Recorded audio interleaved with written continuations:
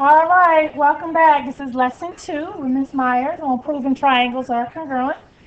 We're going to learn 5 postulates for proving triangles are congruent, but today we're just going to talk about 4 of them. The postulates and theorems are SSS,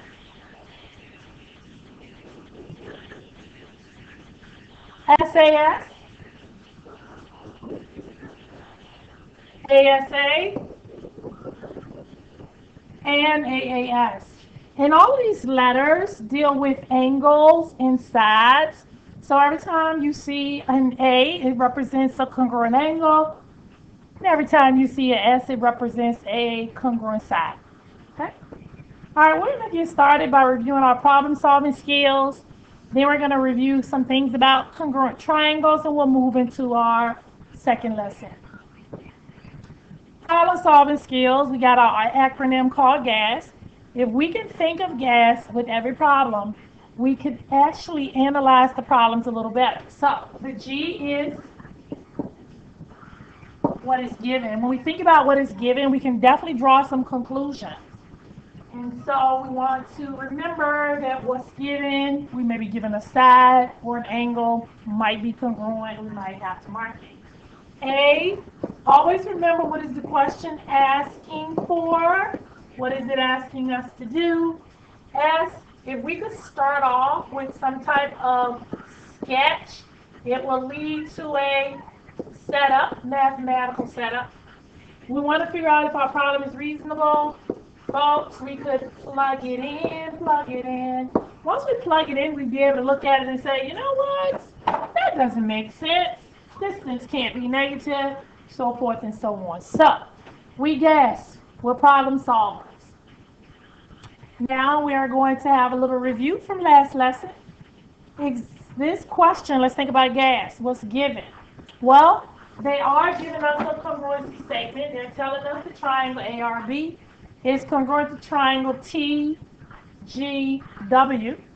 But A, what is the question asking us for? It's asking us for the length of segment TG. Where is TG? Well, here's TG right here. But you know what? I need to figure out what TG matches up with in the other triangle. Well, when I look at my congruency statement, I notice right here, and let me use a highlighter. I notice that TG here matches up with TG right here. Well, if it's a congruency statement, everything has to be in line. So these are the first 2 letters here, and it's going to match up with the first 2 letters here. So if everything is in place and correct, segment TG should match up with segment AR. And if I look right here, here is segment AR, and it is 37 units. Woo! There we go. That was the review. Okay, we got another review. It says find X. Now we do know these triangles are congruent, and normally they're stated. And so when I look at it, oh, it is stated. Here it is right here. Just looking for it at the top. Triangle QIR is congruent to triangle ABT, but they want us to find X. So what are we given? We're given congruent parts. What are we looking for? We're looking for a variable. We don't need a sketch, but we do need a setup. So X is a part of AT. X is a part of AT. Where is AT? Here's AT. Who does AT match up with? Well, let me see. Here's A, here's T. And it matches up with QR. So AT is congruent to QR. And by substitution, we set 42 equal to 8x plus 2.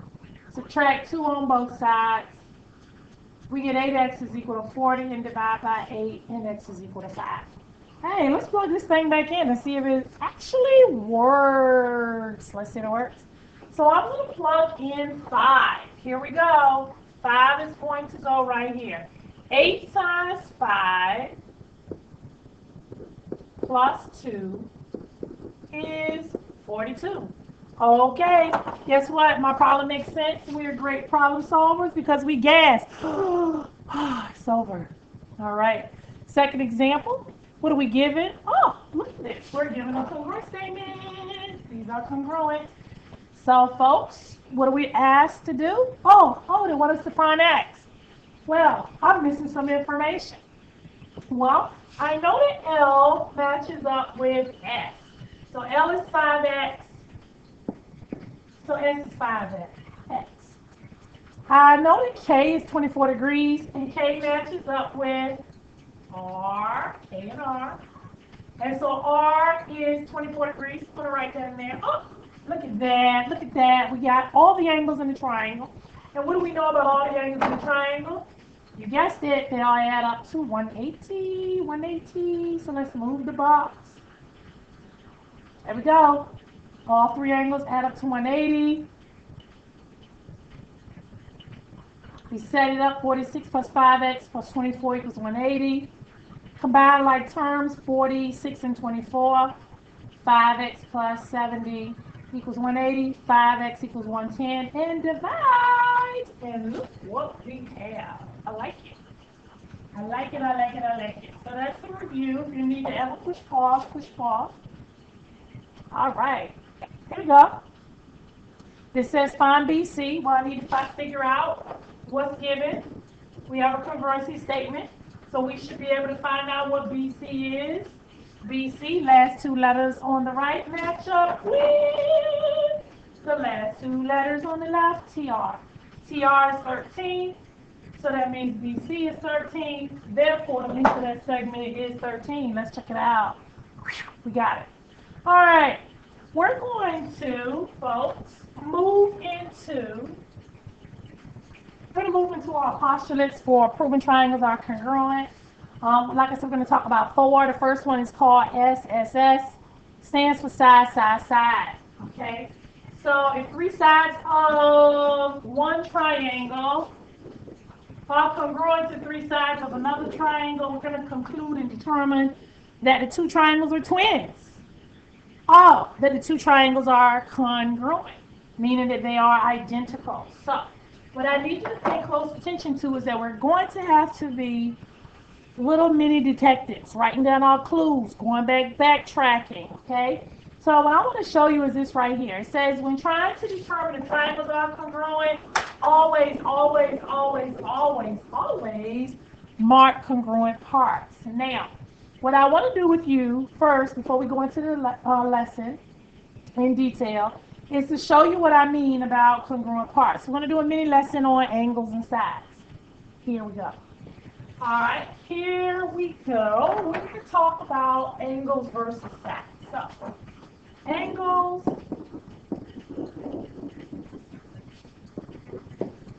versus sides, okay?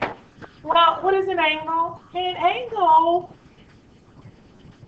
is when we have two rays with a common vertex, and they open up some degree, some measure.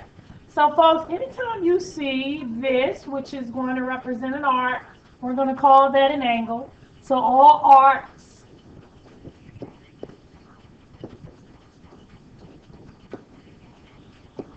represent angles, and in this case, it's going to be congruent angles. And, folks, when we talk about segments and sides, here we go. Here's a segment right here. And if I put a tick mark on it, then I'm saying that these two segments have the same measure.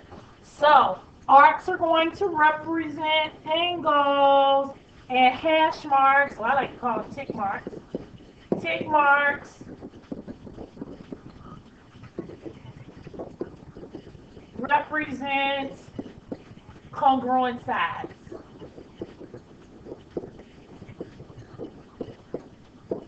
Okay? We had to be straight with that notation. Tick mark sides, arcs go with angle. Okay? That was the commercial break. And we're going to go back to our lesson. Okay, we talked about marking all the sides or in arcs and angles. And so when I look at this right here, this is the mark. And so because that is the mark, it is a tick mark. We give it an S. Ooh, that's in there. Want to give it an S. All right, there we go. We're going to give it an S, and let's give it a subscript. We're going to call it S1. And it's going to match up over here with S1. Then I have 2 tick marks here, so I'm going to give it a different notation. I'm going to call it S2. And then I look over here, I have an S2. I look over here, I have S3. And I look over here, I have S3. So I see 3 sides in one triangle that match up with 3 sides of another triangle. So guess what? They're twins. They're congruent triangles with congruent parts and congruent angles. The next one we're going to talk about is side angle side. What's significant about this one is that the angle is included between the 2 sides. So let's get a notation. This is S1.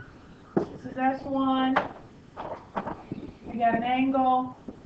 We have an angle. I didn't give the angle a subscript because it's only one.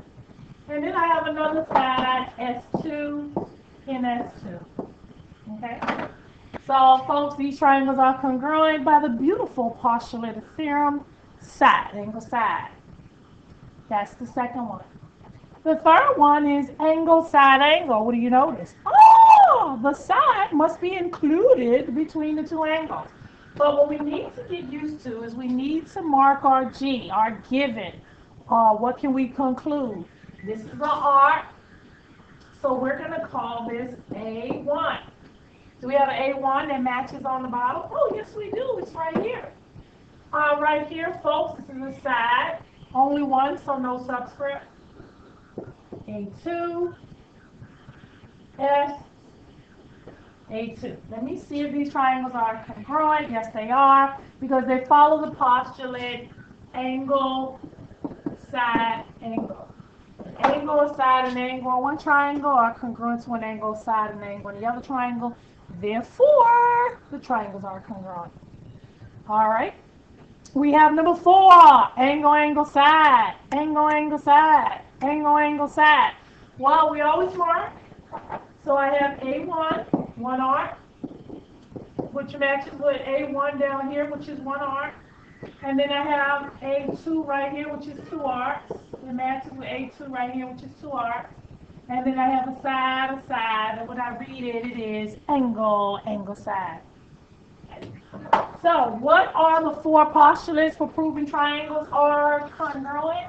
I would say that those postulates are side, side, side, side, angle, side, angle, angle, side, and what is the other one? Angle, side, angle. These are 4 postulates we're going to be working with from now until the end of the year. I think when we get to class, we'll do the practice problems, but this is enough information to get you started on your homework. But I guess I could give you one practice problem before my 14 minutes are up. When I look at this, it says, which rule can be used to show triangle ABC is congruent to DEF? Well, what are they asking us? Oh, they're asking us for a postulate or a theorem, and we have 4 to choose from. Well, what do we always do? We know what's given. Let's mark it. This is a S1. This is a S1. This is a S2. This is a S2. And I don't see anything else. Oh, who is the person in the back that said we have vertical angles from Unit 1? So if that's the case, folks, I could put an A here, and I could put an A here. And when I look at this, I could say these triangles are congruent because of the rule, postulate theorem, side, angle, side. This is the type of things we're going to have to do in this unit. All right, until the next video, stay tuned.